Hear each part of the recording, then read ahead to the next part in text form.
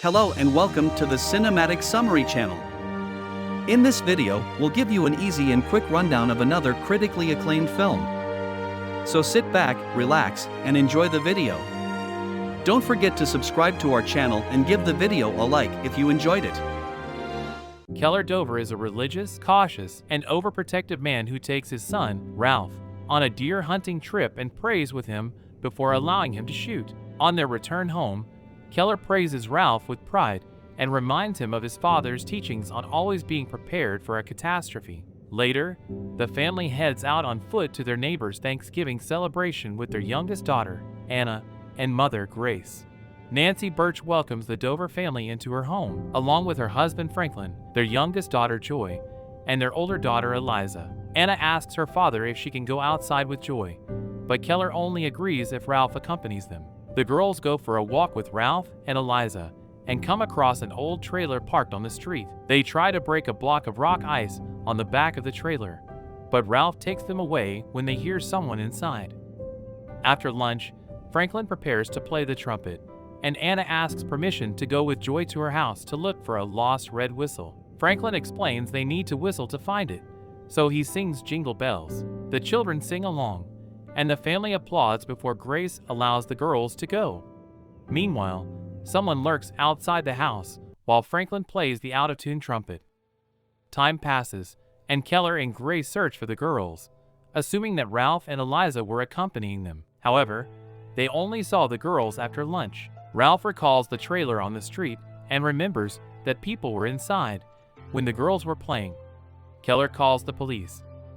This is Detective Loki. He eats alone in a diner and chats with the waitress until he is called to search for the trailer. Loki easily finds the trailer and calls for backup, but when the driver is approached, he quickly reverses and crashes into a tree. The driver hides inside the trailer, and Loki has to enter to remove him. The detective questions the driver, Alex Jones, about the whereabouts of the girls and whether they are in the forest, but he remains silent and frightened, leading the police to suspect he is drugged. Loki orders the area to be secured, brings in dogs, and searches the forest for the girls. Then he takes the driver in for interrogation. Alex denies any involvement with a low and timid voice, making him seem scared. Loki went to Alex's aunt's house, where he said the trailer was usually parked, and while he was observing an old car parked outside, Mrs. Holly, Alex's aunt, meets him at the door. Holly breathed a sigh of relief knowing that Alex was okay, as he was always home by now and had never caused any trouble. She revealed that her ex-husband, who abandoned her 5 years ago, was Alex's uncle, and that Alex saw him as a father figure since he lost his parents when he was only 6 years old. The police searched Alex's trailer, but found no evidence. Loki then went to the Dover house, where Grace believed her daughter was just hiding and would soon reappear. She tearfully told Loki that he had a reputation for solving all the cases he investigated, and he reassured her that he would find her daughter. Keller appeared worried and corroborated the family's testimony. Loki informed them that there was no evidence against Alex, who had the intelligence of a 10-year-old and was incapable of planning a crime. Keller questioned why Alex had tried to run away and had a driver's license. He exploded in anger, but later apologized to the detective. Later, Keller approached Loki's car as he was leaving and begged him to keep Alex in custody until they found his daughter. Loki explained he could only keep him detained without evidence for 48 hours, but agreed to try to extend the time with his superior. Loki goes to investigate 3 individuals with a history of sexual offenses living within a 15-kilometer radius of the area. The third individual was Father Patrick Dunn, who did not answer the door. Loki saw him lying on the floor through the window and had to break down the door, but found him just drunk and snoring. While searching the house, Loki discovered a hidden door behind the refrigerator that led to a staircase-less basement emitting an unpleasant smell. He found religious images and a decomposing body tied to a chair wearing a labyrinth-shaped necklace. Father Dunn claimed he convinced the young man to come to his house after he confessed to killing 16 children. He then killed the man after he bragged about it. Meanwhile, Keller received a call from Grace, concerned about Alex's release that day. Alex signed the document with difficult childlike handwriting and was met by the media upon leaving the police station. Keller appeared and pulled Alex's clothes, shouting and demanding to know where the girls were. Alex replied softly and calmly, "They didn't cry until I left them," which only Keller heard. The police quickly separated Keller and took him to Captain O'Malley's office, the superior of Detective Loki. Keller told him what Alex had said and was furious when he was released. Loki confronts Captain O'Malley after feeling wronged by him for not giving him one more custody day when he asked for it. Later, Loki visits Holly's house to ask about what Alex said in the parking lot, but Holly's aunt intervenes, claiming that Alex was attacked and didn't say anything. Loki speaks with Alex alone and coerces him to reveal what he knows, but Alex denies any accusations. Meanwhile, Keller hears his wife crying in distress over the potential loss of their daughter. Grace asks why Keller hasn't brought their daughter home yet, and cries out desperately. Keller tells Ralph to take care of his mother and leaves home. He stays outside Holly's house until Alex leaves with his dog. He follows Alex and overhears him singing his daughter's version of Jingle Bells, then confronts him with a gun and demands to know where he heard that song. The next day, Keller takes Franklin to his father's old abandoned house, where he locked Alex in a bathroom, determined to get information from him. Franklin is shocked by what Keller has done and fears that Alex may not be the real culprit. Keller states that after the parking lot incident and hearing the Jingle Bells version, he is committed to getting information from Alex, even if he has to resort to extreme measures. Franklin ends up helping Keller, and Alex's screams echo through the old house. Meanwhile, Loki investigates unsolved disappearance cases and finds a news story about a 6-year-old boy named Barry Milland. Then he goes to his house. Mrs. Milland only has a 26-year-old VHF of her missing son and says that after she dozed off, he disappeared from the yard without explanation, and she believes it was the same culprit who took the girls. Later, Loki interrogates Father Dunn with more details about the dead man in the basement. The priest says that he was waging war against God, sometimes kidnapping more than one child at a time, and had a family.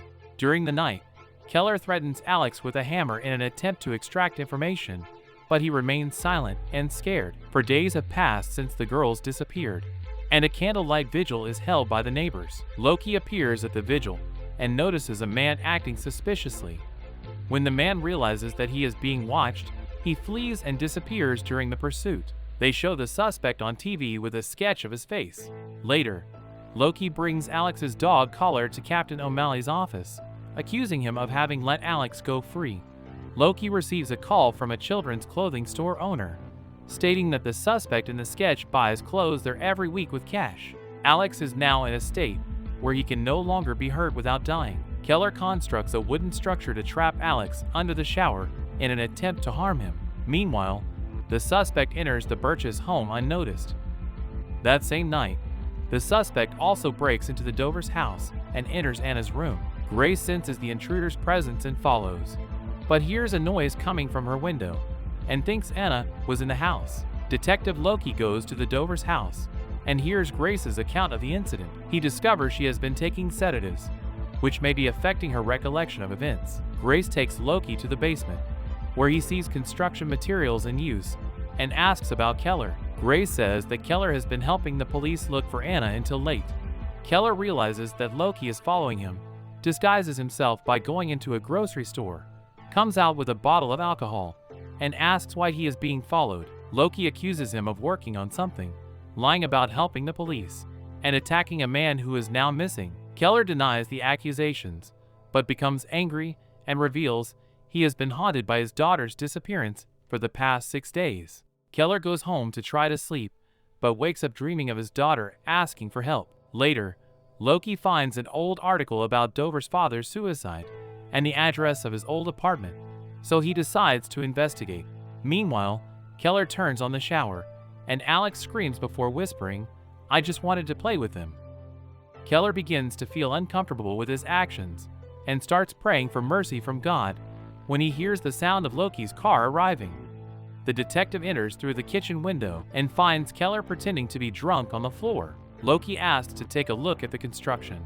As they approach the bathroom, Loki receives a call from the store saleswoman who gives him the suspect's license plate number. Loki goes to Bob Taylor's house and questions him, but he acts strangely, tries to escape, and ends up handcuffed on the ground. Loki finds a pig's head in the kitchen and maze drawings all over the walls of the house. In one room, he sees several boxes containing live snakes, bloodstained clothes, and a notebook with maze drawings. Later, Loki shows photos of the bloodstained clothes to Birch and Keller, and they identify some of the girls' clothing items. Keller tells Ralph not to answer the journalists outside the house, to keep everything from his mother, and take care of the house for a few days while he goes after Anna. Taylor is drawing a maze in the interrogation room for 3.5 hours, and Loki loses his patience. He attacks Taylor, who promised to draw a map and not a maze. The police pull Loki off him, but the man takes the detective's gun and commits suicide. Meanwhile, Keller prays beside Alex, and he sighs, saying, "In the maze. That's where they are." Keller asks where the maze is, but Alex becomes silent and unresponsive again. Then, he goes to Holly's house to explain the parking lot assault and pretends to feel guilty about Alex's disappearance. Holly lets Keller in, and they talk. Holly reveals that she and her husband used to be devout and preach the word of God while traveling in the trailer. But when their son died of cancer, their beliefs changed. She tells Keller that adopting Alex helped them cope, but they never fully recovered. Holly also tells Keller that Alex had an accident with her ex-husband's snakes when he was a child, and he became reclusive since then.